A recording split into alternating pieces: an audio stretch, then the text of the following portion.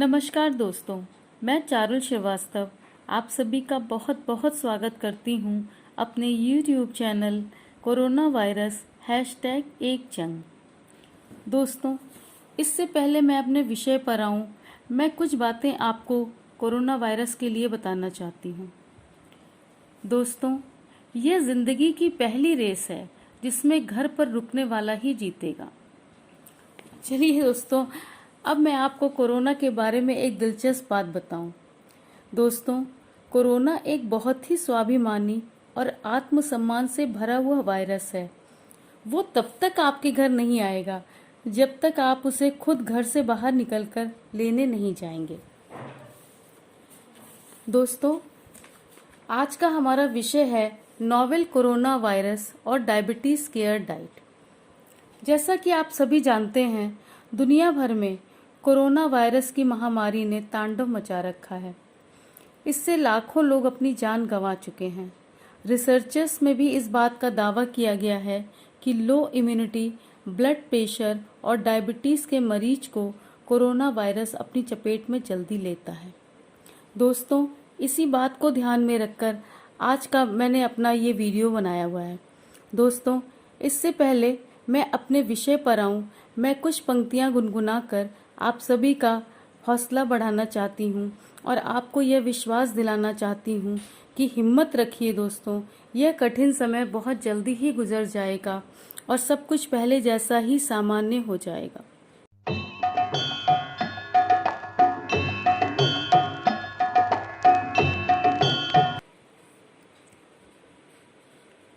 ऐ मालिक तेरे बंदे हम, ऐसे हो हमारे करम, नेकी पर चले और बदी से डरे, ताकि हंसते हुए निकले दम। ऐ मालिक तेरे बंदे हम, ऐसे हो हमारे करम, नेकी पर चले और बदी से डरे, ताकि हंसते हुए निकले दम। ऐ मालिक तेरे बंदे हम, ये अंधेरा घना छा रहा, तेरा इंसान घबरा रहा।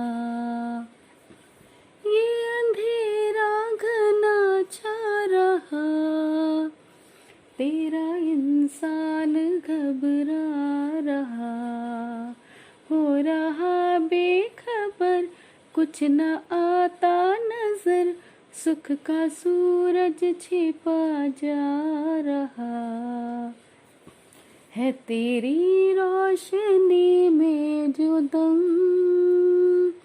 तू अमावस को कर दे पूनम, नेकी पर चले और बदी से डरे, ताकि हंसते हुए निकले दम।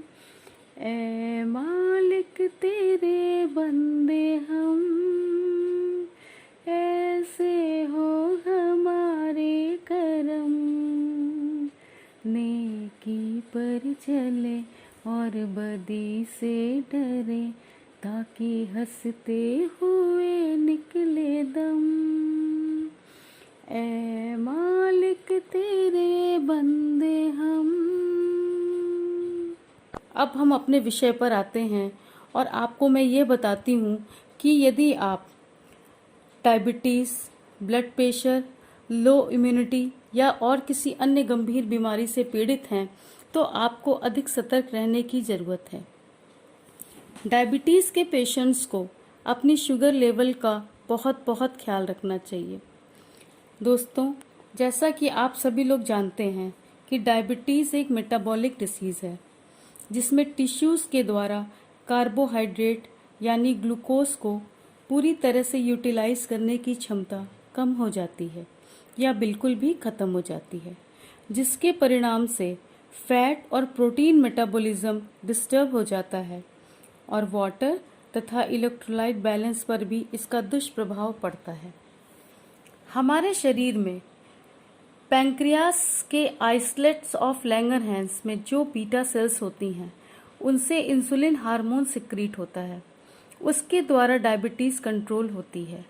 जब इंसुलिन हार्मोन की कमी हो जाती है या अनुपस्थिति हो जाती है तो शरीर में ग्लूकोज का लेवल अनियंत्रित हो जाता है, जिसका रिजल्ट डायबिटीज़ होता है।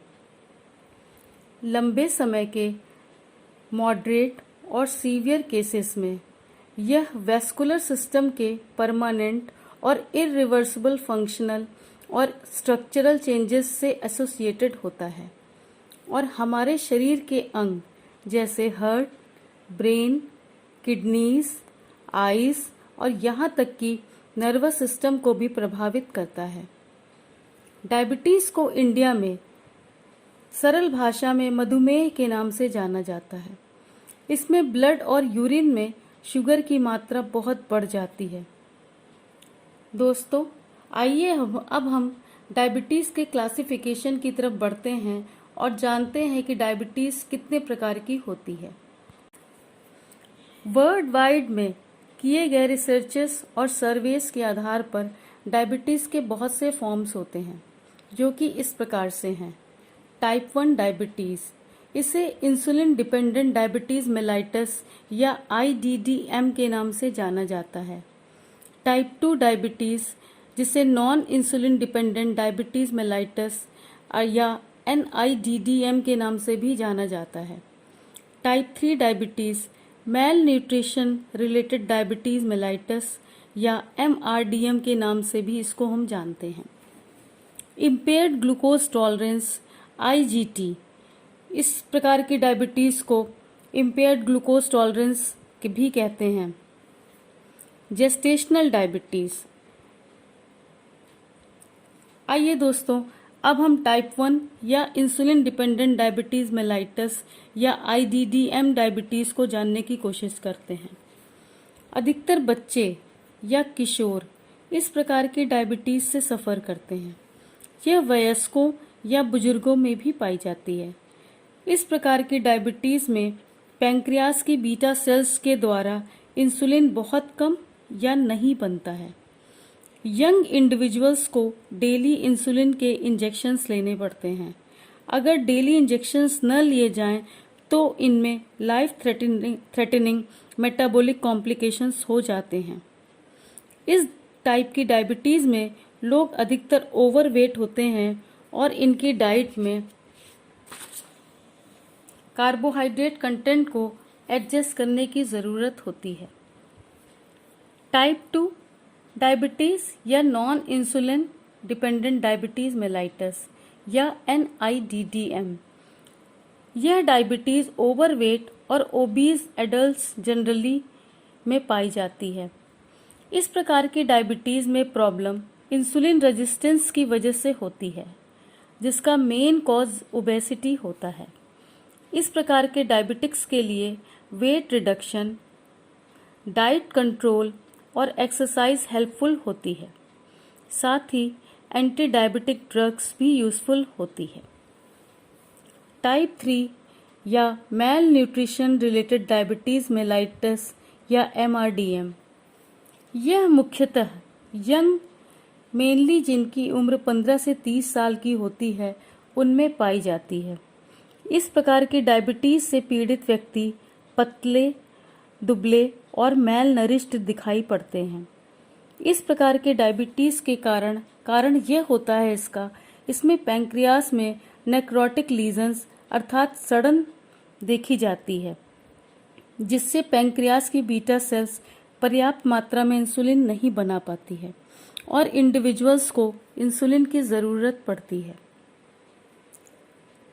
अब हम इम्पेयर्ड ग्लूकोज टॉलरेंस IGT को देखते हैं। इसमें ग्लूकोज टॉलरेंस को फास्टिंग ब्लड शुगर वैल्यू को चेक करके असेस करते हैं।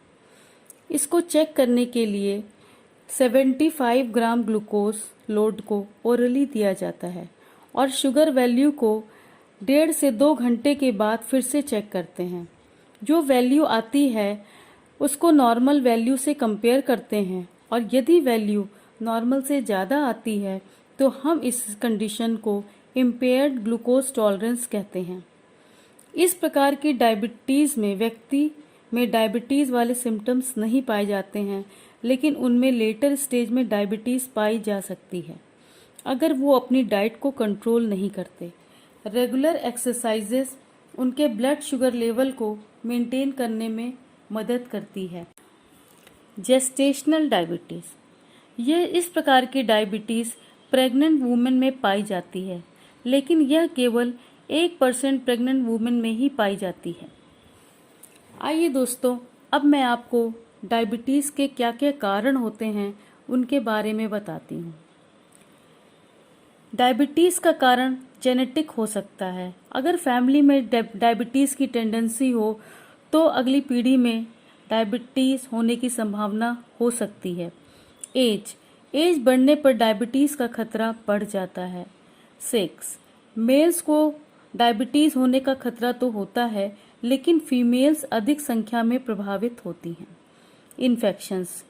इन्फेक्शंस जैसे वायरल इन्फेक्शन, उनमें मीजल्स और मम्स में पैंक्रियास की बीटा सेल्स डिस्ट्रॉय हो जाती हैं, जो कि इंसुलिन बनाती हैं, और इस प्रकार के इन्फेक्शन से डायबिटीज़ होने का खतरा बढ़ जाता है।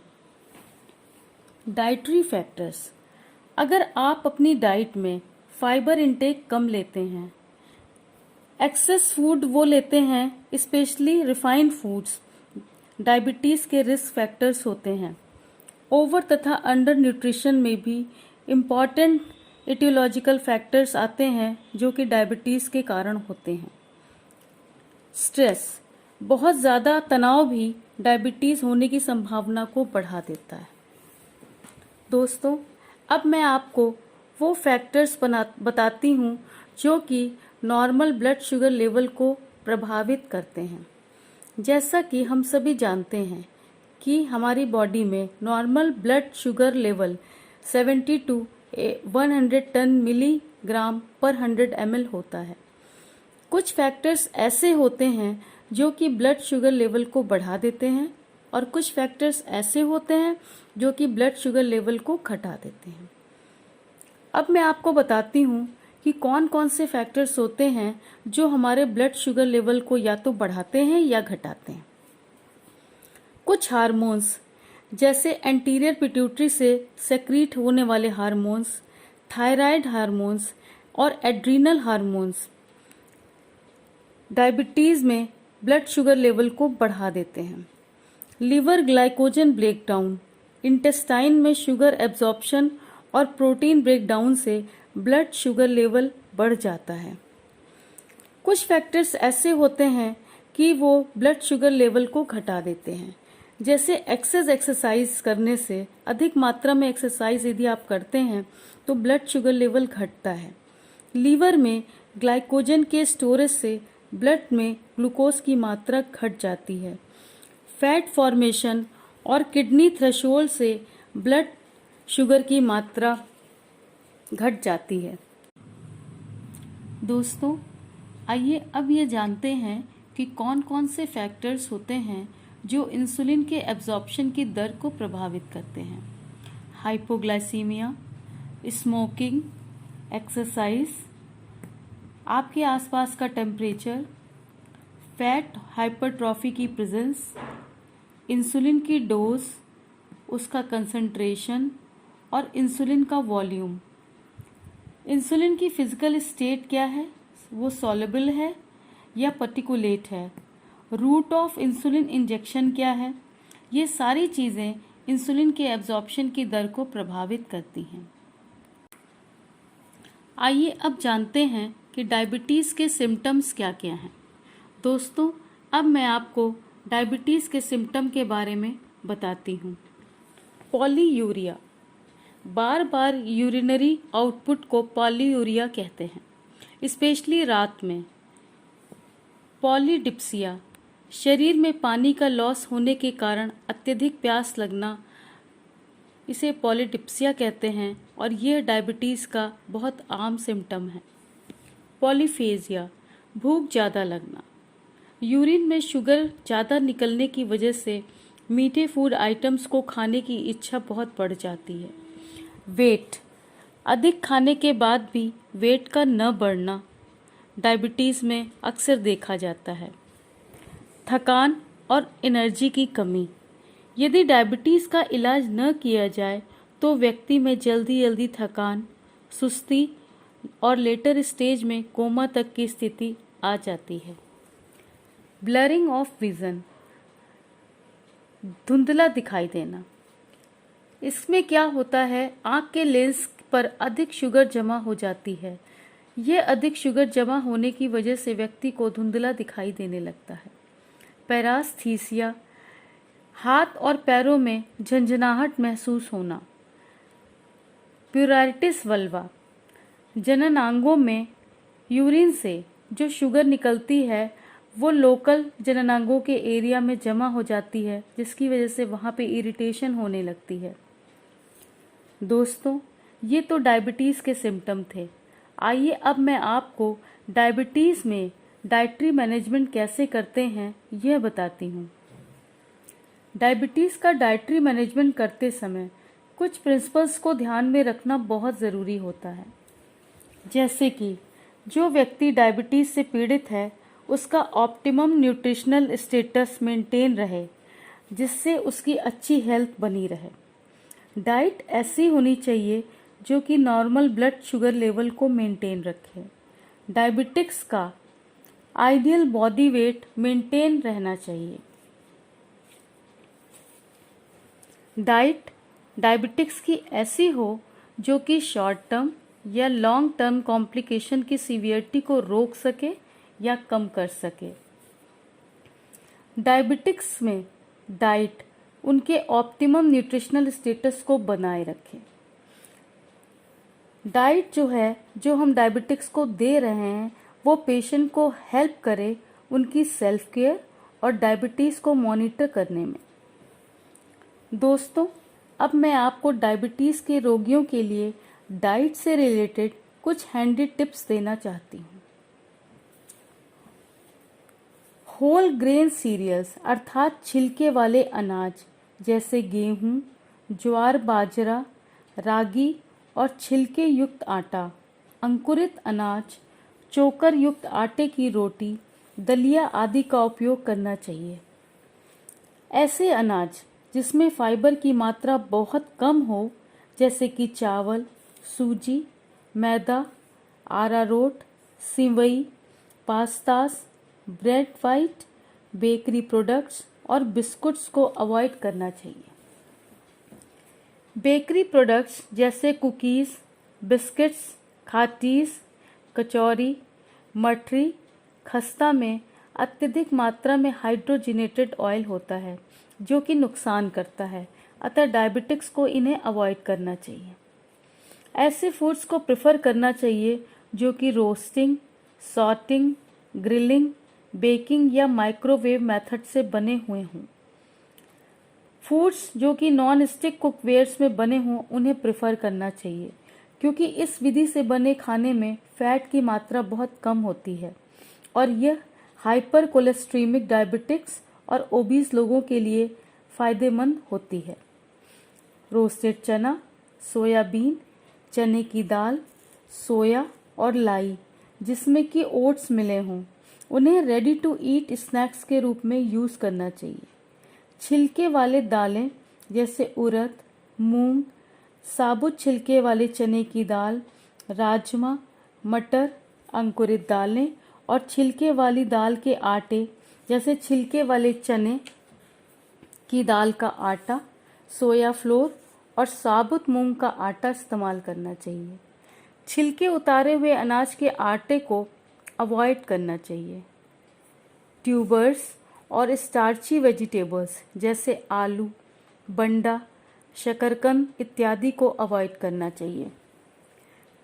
स्किम्ड मिल्क और लो फैट मिल्क और मिल्क प्रोडक्ट्स का इस्तेमाल करना चाहिए और स्किम मिल्क से बने दही, छाछ और पनीर का एडल्ट और ओबीज डायबिटिक्स को इस्तेमाल करना चाहिए। लीन मीट जैसे पोल्ट्री के आइटम्स, चिकन, एग वाइट और फिश का प्रयोग करना चाहिए। रेड मीट जैसे गोट, पोर्क और एग योक को अवॉइड करना चाहिए। हाई फाइबर और लो कैलोरी वाले फूड्स को प्रेफर करना चाहिए, जैसे आंवला, पत्ता गोभी, सहजन, मूली, खीरा, कमल ककड़ी, बीन्स, भिंडी, टिंडा, करेला और पत्तेदार सब्जियां जैसे चौलाई, मेथी, सरसों के साग का अत्यधिक मात्रा में सेवन करना चाहिए। इसी प्रकार से हाई फाइबर और लो कैलोरी वाले फल जैसे सेब, अमरूद, पाइनएप्पल, रास्पबेरीज, नाशपाती, बेल आदि का अधिक से अधिक मात्रा में सेवन करना चाहिए। आम, केला और अंगूर का सेवन न के बराबर करना चाहिए। यह सलाह दी जाती है कि कच्ची सब्जियों का सलाद के रूप में और स्प्राउट के साथ उनके छिलके समेत सेवन करना चाहिए। कच्चे साबुत फलों को छिलका उतारे बिना 1-2 सर्विंग्स पर डे रोजाना जरूर खाना चाहिए। लेमन वाटर, जीरा पानी, कांजी, लेमन टी, छाछ अच्छे ऑप्शंस होते हैं, जबकि फ्रूट ड्रिंक्स और सॉफ्ट ड्रिंक्स को अवॉइड करना चाहिए। ऐसे फूड्स जिसमें सैचुरेटेड फैटी एसिड्स की मात्रा ज़्यादा हो, जैसे कि बटर, क्रीम, मार्जरीन, प्योर घी, एग योक और एनिमल फैट्स को पूरी तरह से अवॉइड करना चाहिए। वेजिटेबल ऑयल जिसमें monounsaturated fatty acids, poly unsaturated fatty acids की मात्रा अच्छी हो, उनका प्रयोग करना चाहिए, जैसे olive oil, sunflower oil, cotton seed oil, corn oil और राइस ब्रान ऑयल का सेवन करना चाहिए। फ्राइड फूड आइटम्स का रिस्ट्रिक्टेड अमाउंट में सेवन करना चाहिए, अर्थात इन्हें अवॉइड करना चाहिए। मार्जरीन, ब्रेड स्प्रेड्स और विभिन्न प्रकार के स्प्रेड्स जो कि हाइड्रोजनेटेड फैट से बनते हैं, उनको अवॉइड करना चाहिए। इडली, पोहा, दलिया, उत्पम, ढोकला जिसमें स्प्राउटेड दालें और मटर काफ़ी अच्छी मात्रा में सब्जियां भी पड़ी हों, उन्हें न्यूट्रिशियस इवनिंग स्नैक के रूप में इस्तेमाल करना चाहिए।